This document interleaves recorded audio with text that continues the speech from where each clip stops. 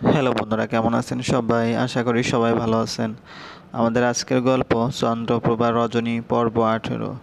লেখিকা সামিয়া খান। গল্পটি ভালো লাগলে অবশ্যই লাইক করবেন, কমেন্টস করবেন, আর চ্যানেলে যদি নতুন হয়ে থাকেন অবশ্যই সাবস্ক্রাইব করে পাশে থাকা বেল আইকনটি প্রেস করে রাখুন। ধন্যবাদ।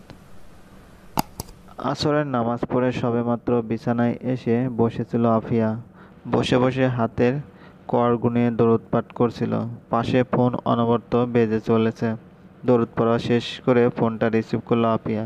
ফোন রিসিভ হওয়ার সাথে সাথে ওপাশ থেকে কান্না ভেঙে পড়ল শোভা। কাঁদতে কাঁদতে মাকে মায়ার অ্যাক্সিডেন্টের বিষয়টা খুলে বলল। কোনো জবাব দিল না সে, বরং বিষয়টা খুব স্বাভাবিকভাবে নিল মনে হয়। আবার অস্বাভাবিকভাবে চুপ হয়ে গেল। ডান হাতের বৃদ্ধা আঙুলের আগা এখনো কনিষ্ঠ আঙুলের গোড়াতে ঠেকে রয়েছে। আঙুলগুলো যেন অসাড় হয়ে গিয়েছে, তাই নড়াতে পারছে না। আপিয়া শূন্য দৃষ্টিতে তার থেকে একটু দূরে সরে বসে থাকা মাসুদ সাহেবের দিকে তাকালো। মাসুদ সাহেব আসরে নামাজ পড়ে কোরআন তেলাওয়াত করছে। 5 ওয়াক্ত নামাজ কখনো কাজা করে না সে। আচ্ছা, নামাজ কি মন থেকে পড়ে নাকি কপালের মাঝখানে কালো দাগ বানানোর জন্য?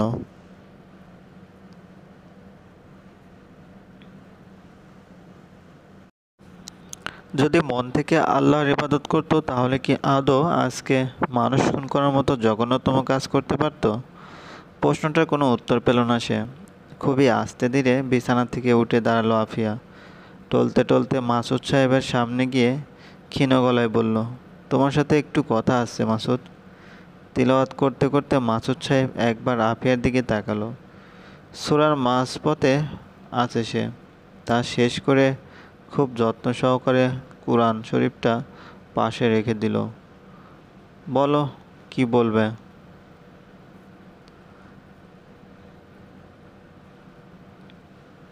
এত নামাজ কালাম রোজা আল্লাহর জিকির করে কি লাভ যদি কালো পচে গিয়ে থাকে? কি বলতে চাও তা যদি পরিষ্কার করে বলতে ভালো হতো। মায়ার আজকে অ্যাক্সিডেন্ট হয়েছে, আশা করি বলতে হবে না কে করিয়েছে। তা বলতে হবে কেন? সত্যি তুমি জানো এবং আমিও জানি। বিষয়টা কি না করলে চলতো না? আমার ছেলে তোমার কি ক্ষতি করেছে? শোনো আপিয়া, রাজনীতির মধ্যে কেউ আপন হয় না, আপন বাবা ছেলেও না। সেখানে দিহান তো আমার ভাইয়ের ছেলে। কথাটা শুনে মনে হয় আফিয়ার ধৈর্যের বাঁধ ভেঙে গেল। হিংস্রতার সহিত মাসুদের উপর চড়াও হয়ে সে বলল, আমি তোমাকে এবার জেলের ভাত খাওয়াবো মাসুদ। এখনই পুলিশকে কল করে দেব। প্রমাণ আছে তোমার কাছে? এখন নেই, কিন্তু একদিন তো হবে মাসুদ। আমি সেদিনের অপেক্ষায় রইলাম। মনে রেখো, পাপ তার আপন বাপকেও রেহাই দেয় না। দানব হাসি হাসতে হাসতে মাসুদ জবাব দিল, সেদিনের অপেক্ষায় রইলাম আফিয়া। ইদানিং সবুজের মেঘকে বেশ ভালো লাগে দিহার কাছে। যতক্ষণ দিহা ওদের বাড়িতে থাকে তার আশেপাশে থাকে মেয়েটা। মা ছাড়া সন্তান বাকল ছাড়া গাছের মতো হয়। মেঘ সবসময় দিহার কথা শুনে। এই যেমন দিহা যেখানে বসে থাকতে বলবে সেখানে বসে থাকে। বিষয়টাতে সবুজও খুব খুশি। তার মায়ের কাছে এখন আর খুব খুশি যেতে দেয় না। মেঘকে নিজের কাছে রাখে। মেঘ তো আপনার খুব ভক্ত দেখেছি, হয়ে গেল। তা এখন তো সম্পর্কে আপনি আমার বিয়ান লাগেন। এটা তো ভেবে দেখিনি মিস্টার সবুজ। এখন ভেবে দেখেন। মায়া খুশি তো আপনার ভাইয়ের সাথে? একটা দীর্ঘ নিঃশ্বাস ফেলল দেহা। গমগমে কণ্ঠে বলল, জানেন আমার বড় বোনের হাজব্যান্ডকে? আরিয়ান। ভয় লাগে এগুলো যদি কখনো বের হয় তখন কি হবে? আশা করি আপনার ভাই সব কিছু জানার পর আমার বোনের ক্লারিফিকেশনটা শুনবে। আমার ভাই যথেষ্ট ম্যাচিউর। আর ভাই জানে যে প্রেমিক ছিল, বাট ব্যক্তিটাকে তা জানে না। যখন জানবে তখন অবশ্য খুশি হবে না? তা বই কি, ভাইয়ের সাথে কথা বলবেন? ইচ্ছা আছে। ওয়েট, দাঁড়ান, দিহান ভাইয়াকে কল করি। আইসিইউ থেকে অনেকক্ষণ আগে বের হয়ে এসেছে দিহান। খুব বেশি সময় থাকার পারমিশন ছিল না। ইতিমধ্যে হসপিটালে অনেকে এসেছে। আফিয়া, আরিয়ানের পরিবারের লোক সকলে, এমনকি দিহান একদম ভেঙে পড়েছে। ছেলেকে কি বলে সান্ত্বনা দিবে তা আফিয়ার জানা নেই। হসপিটাল থেকে বের হয়ে আসলো দিহান।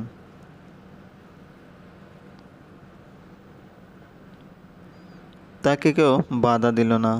আসলে দিহানই তার সাথে আসতে মানা করেছে। ঢাকা শহরে এখন রাত। কালকে রাতে ঠিক এ সময় সকলে মিলে কত প্রাণোচ্ছল ছিল, আর আজকে সকলের মধ্যে একটা ভীতি কাজ করছে। হসপিটালের সামনে থাকা টং দোকানের বেঞ্চে এসে বসল দিহান। বুকে মনে হয় কেউ অ্যাসিড ঢালছে ক্ষণে ক্ষণে, সেরকম পুড়ে যাচ্ছে। প্রেমিক পুরুষের বুকে এক বিশেষ জায়গা থাকে যা সম্পূর্ণরূপে তার প্রেয়সীর জন্য। প্রেয়সীর কিছু হলে সে জায়গা খরা নেমে আসে, তীব্র খরা।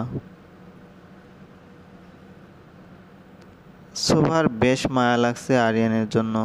মানুষটাকে সকলে দোষ দিচ্ছে, অথচ তার সেরকম কোনো অভিপ্রায় ছিল না যার জন্য মায়ের কষ্ট হবে।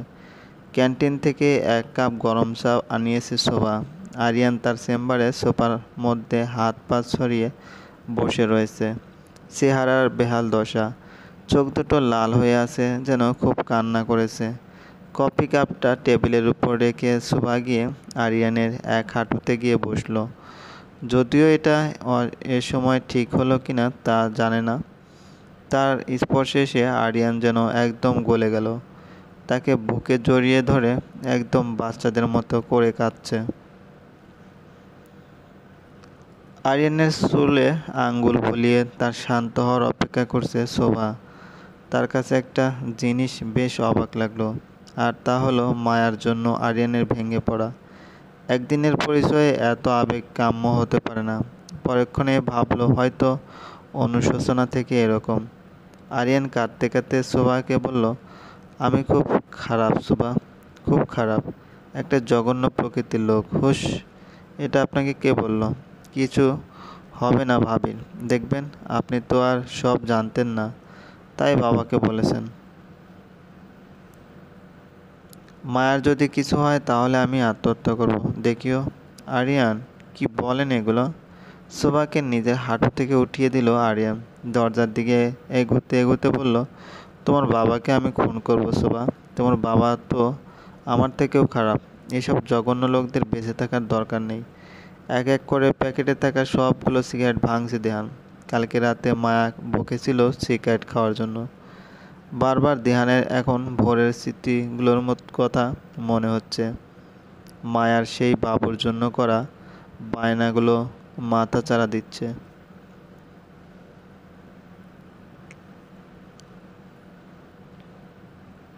ভাই, কিছু কথা ছিল আপনার সাথে।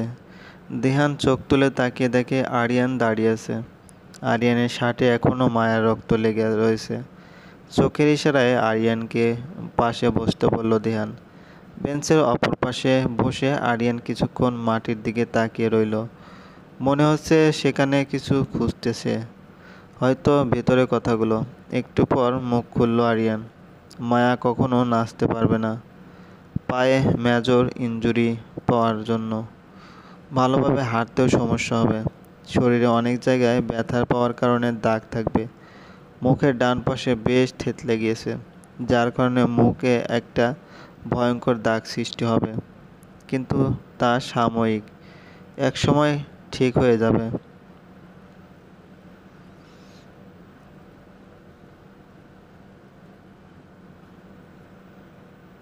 কথাগুলো শুনে যন্ত্র মানবের মতো দিহান বলল, যদি বলো শুধু একদলা মাংসপিণ্ড হয়ে বেঁচে থাকবে তাও মানতে রাজি।